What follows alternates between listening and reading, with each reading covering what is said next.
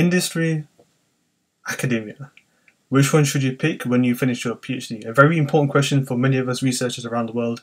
Today I'll be talking about my advice, my pros and cons for each avenue, and which one should you take when you finish your PhD. So without further ado, let's get into the academia and the pros of that avenue. Now yes, I will be biased because I am in academia, however I'll be objective as best I can for both avenues.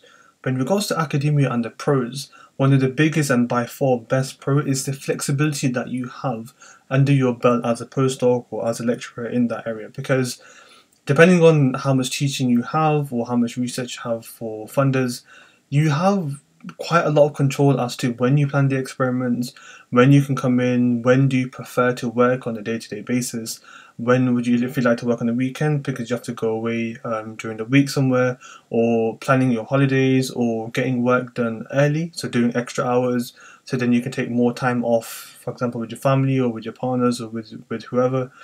And that flexibility is such a plus in today's society, where you don't want to be chained to a desk or chained to a lab from 9 to 5 if that is your mentality and that is your preferred working space.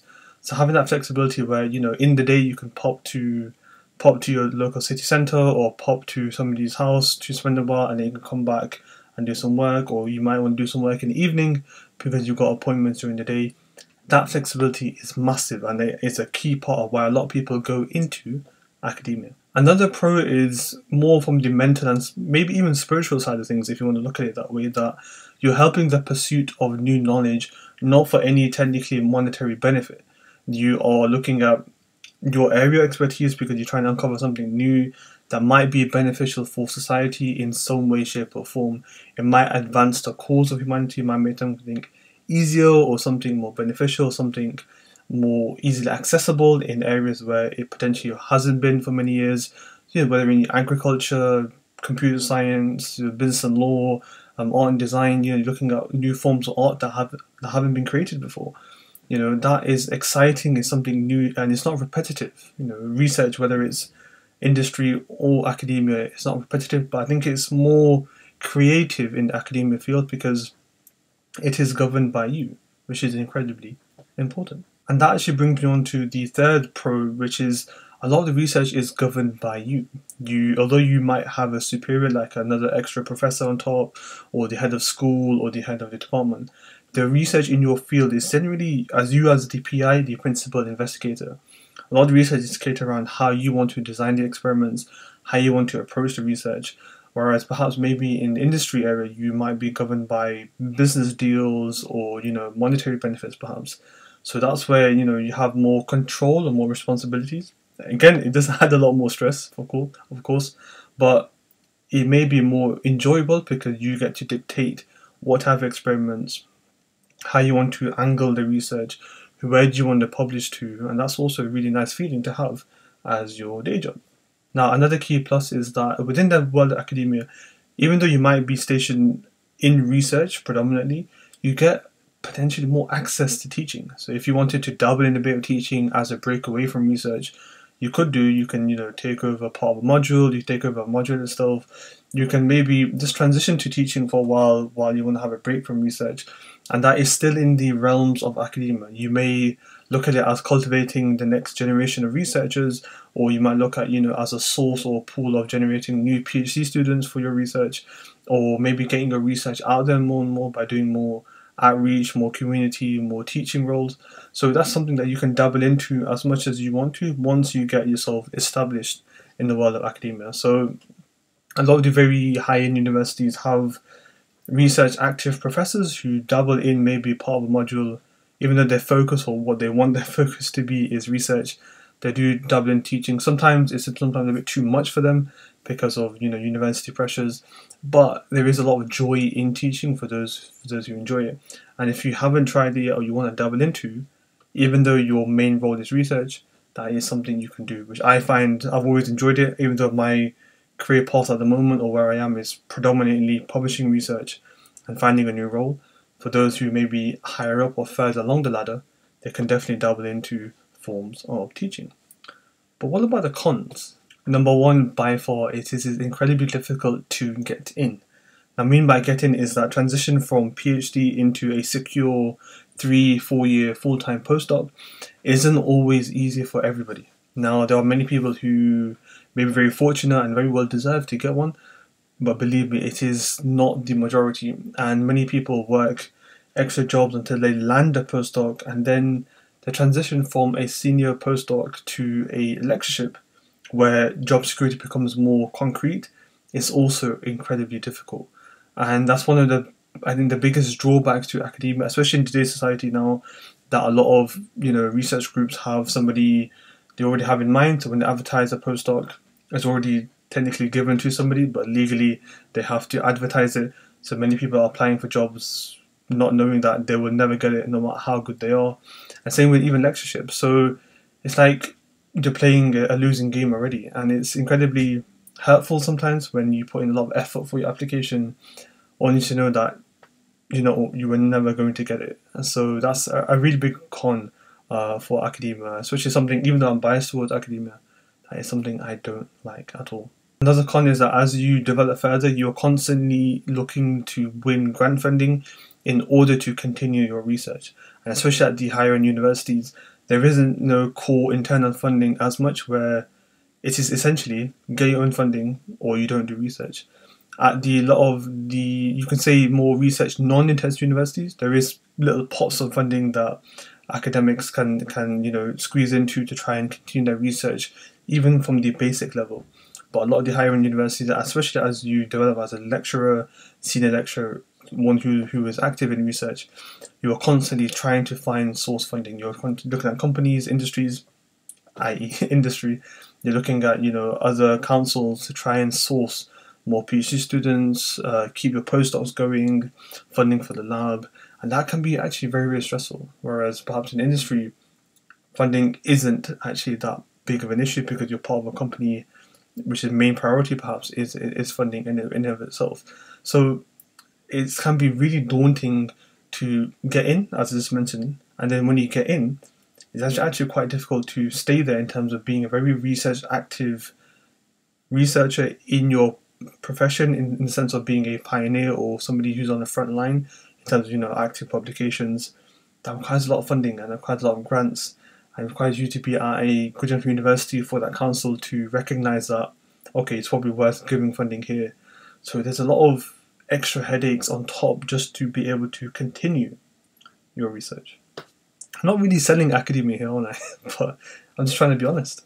Another one is that managing a large team can also be quite daunting and stressful in terms of time management, where predominantly most lectureships, so let's say now you're in academia and you've established yourself, you've got the teaching workloads, but then managing your students or managing the postdocs, you're managing the students and managing the the undergrads, the masters, the PhDs, the postdocs, the maybe external students coming in, external collaborators.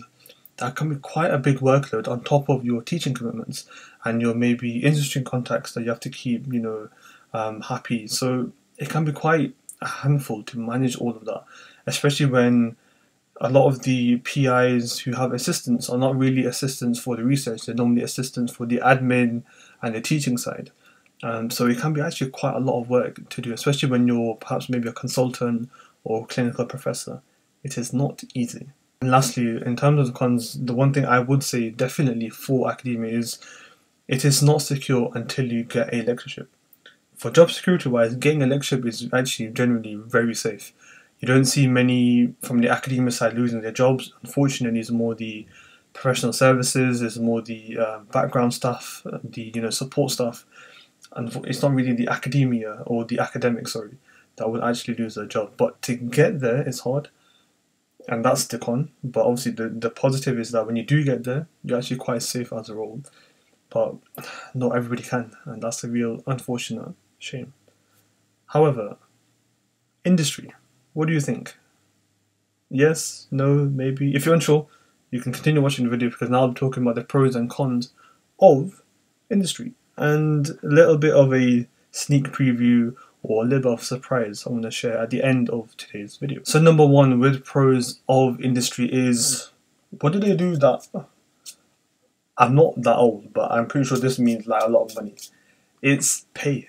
You actually get very well paid in industry. Now, if you were to look at the trajectories of a PhD student and another PhD student, one goes into academia 5 years, one goes into industry 5 years, that person would be earning a lot more after the 5 years on paper, on that average, than the person who went through academia. Yeah. Why am I not looking at this instead? But that is obviously a big benefit. And the thing is that the reason why I say it's a pro, it shouldn't be a taboo subject to talk about, earnings a lot more in industry, is a lot of people may want to use that to enjoy perhaps a better life, or they may look at that and say, no, I can go to industry and earn more to then have funding for my kids, or funding for a new house, or funding to help charities, or funding to help my own family. There's a lot of genuine reasons why a person may want to earn more, and there's no harm in that. And a lot of people don't want to, unfortunately work 3 part-time jobs like this person right here, and may look to go into industry like this person right here, because there is a more stable job, it's more of a high paid earning compared to perhaps what you get in academia. It's not to say academia is poor in terms of earnings, but when I look at my friends, my colleagues who have other roles outside of research, in accountancy, in business, you look at the pay scale compared to perhaps academia, and you can potentially earn a lot more in the realm of industry.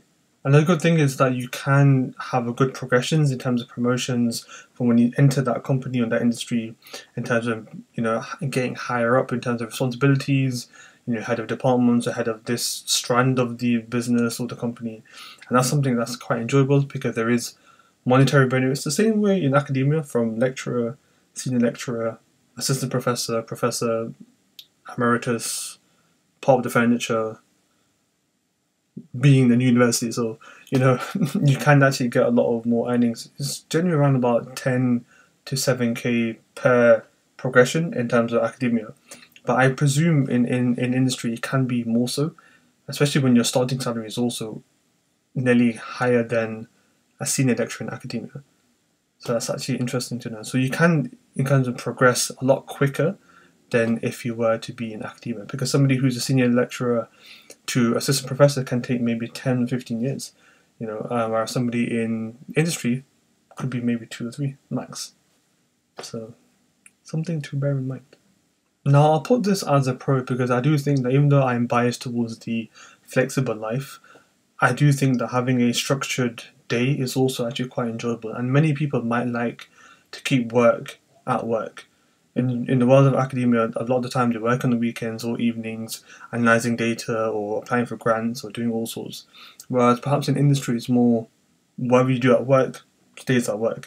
And then when you finish, you finish. And that's actually something quite enjoyable, because then work is work, family life is family life, personal life is personal life. And I think that's also something enjoyable for those who want that. Although even now as I'm getting older, I realise the joy of having a more structured life. And I think as you develop further along, that can take place in academia, but not always.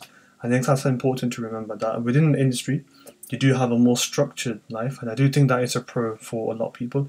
It can be a con, but I do think that's something that we all want to look at as, right, it's a nice thing to keep work as work. As researchers, some of us like to take it home, although we don't prefer it.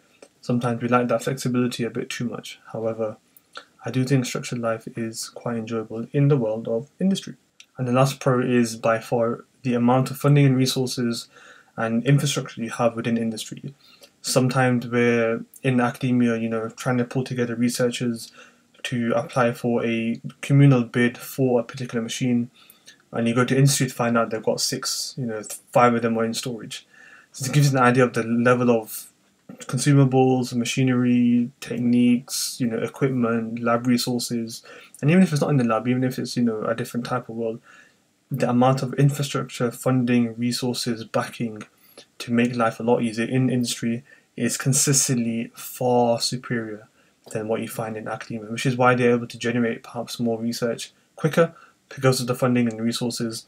They're able to generate maybe the same experiment 10 times quicker compared to academia. That's something we'll have to consider when we may spend 3 or 4 years to try and generate research for a particular paper that actually can be generated in 7 to 8 months within industry, because they have maybe more you can say resources on hand that they can generate the data a lot quicker. So that's something to bear in mind as well if you're looking to enter research for that reason, especially after your PhD. But with anything, there are cons. So what are the cons with industry? The main one is it is still a business. The research is still centered around earning profits, increasing profits, making a buck. And that's unfortunately something a lot of researchers don't want to do research for. And unfortunately for many of us, that's something that is maybe distasteful, even though a lot of academics have clinical trials with companies where their drug has changed people's lives massively. Look at monoclonal antibodies. I know firsthand that the power of immunotherapy and how it's changed the way people live, those who are on steroids or those who are on very toxic anti-cancer drugs, and immunotherapy has improved their lives significantly. Their quality of life has changed. And that research came from companies who were making these immunological antibodies, these monoclonal antibodies. So it's not to say that, when I was in my PhD, I used to hate academia, I used to hate industry. Like, nope, I don't want to be there. But realize that a lot of good has come from them. Yes, there's a lot of bad in a lot of drug companies perhaps, but there is a lot of benefit for academia, for research in general. However, if you don't want that business trend going through the core of your day job within research, that definitely is going to be a con for you in the world of industry. And the thing that research proposals within industry can be centered around potentially making more money. That it's not about the potential pursuit of knowledge, or even though there may be a core part of it in their proposal, if it's not going to make money, it won't be done. And then that's quite common sense. You don't have to be an entrepreneur or business person to know that if it's not going to yield a decent return on profit, no matter how beneficial it might be, if it's too costly to make, even though it's really good for the patient, it potentially might not be done. Because unfortunately, money does dictate a lot of things within research for academia or industry. It's a real shame, but it's the honest truth. Now, though this might be seen as a weird con, but I do think that within research, you do lose a bit of that research academic community that you do find in academia, where even though both sides are competing, businesses are competing with businesses, academics are competing with academics, research groups are, rivals to each other to try and publish something quicker. I do feel there is a sense of community more so in the academia side than the industry, where industry is about, who's going to earn more, who's going to land that, government contract to increase the amount of business that they're going to earn. Whereas academia, there is a slightly more sense of collaboration. However, it can be quite nasty, it can be quite cutthroat. So both sides are not innocent in that area, but I do feel the community is slightly more in academia, which is why I put it as a potential con in industry. So, question is, which one should you choose if you're going to finish your PhD, or if maybe right now you've graduated or you've had your Viva yesterday and you're like, right, what do I do? Question is that what do you want from your career? Now, if you enjoy the flexibility where you want to have more control over your day-to-day, then academia for sure is probably where you want to go. However, if you don't want to go down the research rat race, which I have been going down for the past 3 or 4 years and I'm tired of it, I'll be honest, then industry might be more suited, where it may be slightly easier to get into. You might be earning a lot more than somebody in your same position in as a postdoc, and they're probably more secure early on. So it's the question you've got to ask yourself is, are you willing to go down the postdoc route? In terms of, you might enjoy the academic life, you might enjoy working at university, publishing papers, going to conferences, which I do enjoy, which is why I'm still going down this rat race, even though I find it so difficult. Then definitely go down the academia route. However, if you want a more structured life, definitely, and I mean by a more structured life where work is work, home life is home life, then I think industry is more of a suited opinion. And I used to be very against industry in terms of research, but as I've grown more, as I've understood research a lot more, and I wouldn't say become wiser, but I would maybe more experienced, I do feel like there is a lot of bonuses being in industry for certain companies who are actually becoming more ethically, diverse in terms of becoming more, ethically approved, becoming more, environmentally friendly, becoming more, maybe community focused. Yes, it's no harm in your primary earning is to increase your business, but doesn't mean that you can do it in a sinister way or in a harmful way. I think that's where a lot of industry, new companies or new startups are becoming more sought after, more lucrative for junior researchers because they want to be part of the cause. And I think that's actually really, really important. Now, yes, I know there are other avenues post PhD, but I know these are two in terms of psychom, medical writing, going down, the community outreach. But I think that industry and academia are the two main driving forces or main avenues post PhD, which is why I did this pro and con version. If you did enjoy this video, do let me know down in the comment section below. If you did like it, do consider subscribing, as you can see over here. Click that like button and that post notification bell so you are notified when I upload epic, truly epic advice, tips and advice for the research life. Now, the little bit of surprise that I mentioned in the middle part of today's video is 3-4 years ago I would have shunted industry, like nope. But I am now slightly entertaining the idea of going into industry. It doesn't mean that I am. I'm definitely more for academia. But I think I've opened the door a bit more in potentially going down the industry route, especially for a few years, compared to completely shutting that door. Why? Because industry, academia is competitive, it's hard to find, and I do think that it may be nice for a change for a few years, and then maybe I might gain a lot more experience to come back into academia in terms of a lectureship. So that's a little bit of a nugget. I'm not sure, it's just something I've thought about, but we shall see. So guys, I hope you enjoyed today's video. I know it's been a slightly long one, but if you've got any notes, if you've got any questions, you can find me on Instagram as well. You can DM me there, Aamir.phd, or you can click on my newsletter. The link is in the video description down below.